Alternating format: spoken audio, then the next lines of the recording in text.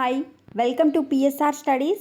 ఈరోజు AP TET latest news ఏంటనేది తెలుసుకుందాం. వీడియో చూసిన వాళ్ళు తప్పకుండా వీడియోని లైక్ చేయండి, ఛానల్ని సబ్స్క్రైబ్ చేసుకోండి. తొలి రోజు టెట్ ప్రశాంతం. నిన్న నుంచి మనకు టెట్ ఎగ్జామ్స్ అనేవి స్టార్ట్ అయినాయి. నిన్న జరిగిన మార్నింగ్ ఎగ్జామ్కి వచ్చేసి 86.37%, ఈవినింగ్ వచ్చేసి 87.54% పీపుల్ వచ్చేసి ఎగ్జామ్కి అటెండ్ అయ్యారు.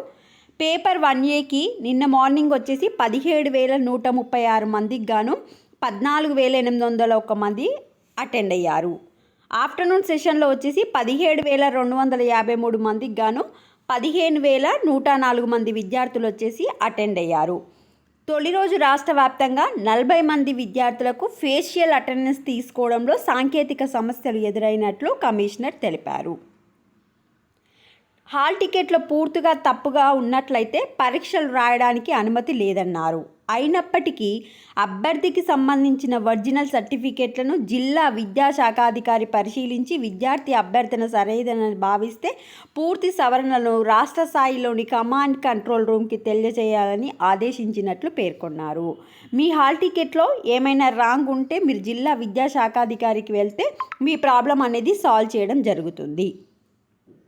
అలాంటి అభ్యర్థులకు పేపర్ 1 రాయడానికి అనుమతి లేకపోవడం వల్ల వారు చెల్లించిన ఫీజు అభ్యర్థి ఖాతాకు జమ చేస్తామన్నారు.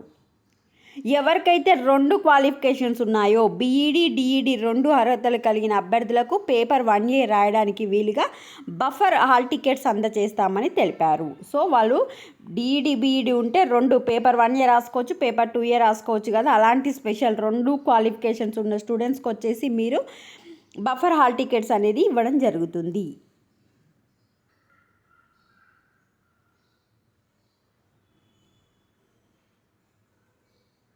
అంటే ఆల్రెడీ మనకు ఫస్ట్ సెషన్లో 1A పేపర్ రాస్తే హాల్ టికెట్ ఉంటుంది కదా, మళ్ళీ ఒక హాల్ టికెట్ 2A రాయడానికి ఇక్కడ ఇచ్చారు. మరో సెషన్లో పరీక్షకులకు హాజరయ్యేలా బఫర్ హాల్ టికెట్ అందిస్తాం. కోర్టు ఉత్తర్వు వల్ల పరీక్ష రాయలేని అభ్యర్థులకు ఫీజు తిరిగి చెల్లిస్తాం. This is the update to the TS TET students. వీడియోని లైక్ చేయండి, ఛానల్ సబ్స్క్రైబ్ చేసుకోండి. Thanks for the watching.